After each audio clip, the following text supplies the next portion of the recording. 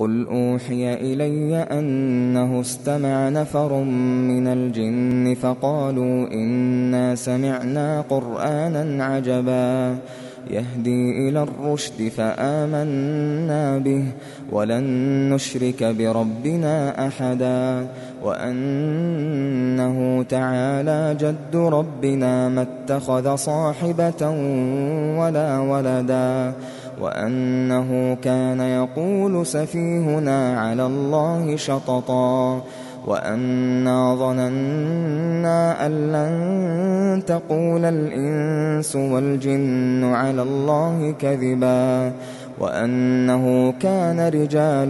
من الإنس يعوذون برجال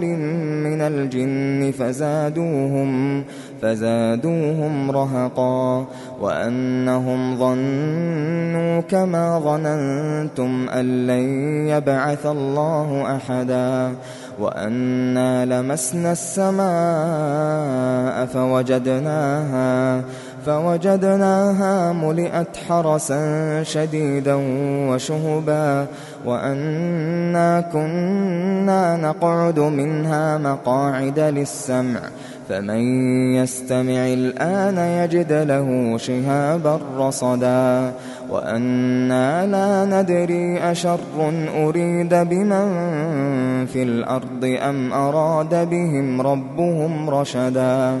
وأنا منا الصالحون ومنا دون ذلك كنا طرائق قددا وأنا ظننا أن لن نعجز الله في الأرض ولن نعجزه هربا وأنا لما سمعنا الهدى آمنا به فمن يؤمن بربه فلا يخاف بخسا ولا رهقا وأنا منا المسلمون ومنا القاسطون فمن أسلم فأولئك تحروا رشدا وأما القاسطون فكانوا لجهنم حطبا وأن لو استقاموا على الطريقة لأسقيناهم ماء غدقا لنفتنهم فيه ومن يعرض عن ذكر ربه يسلكه عذابا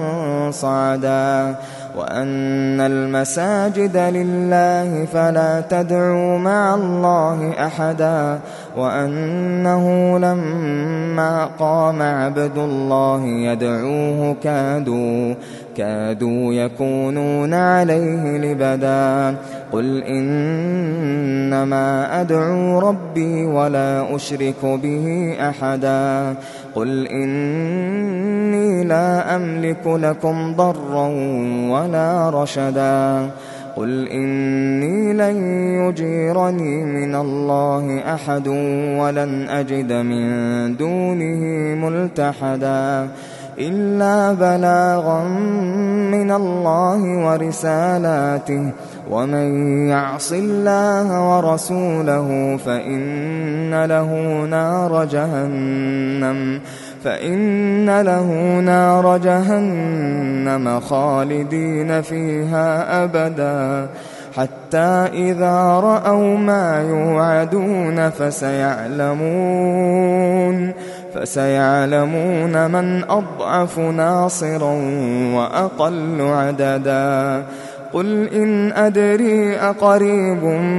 ما توعدون أم يجعل له ربي أمدا عالم الغيب فلا يظهر على غيبه أحدا إلا من ارتضى من رسول فإنه يسلك من بين يديه ومن خلفه رصدا ليعلم أن قد أبلغوا رسالات ربهم وأحاط بما لديهم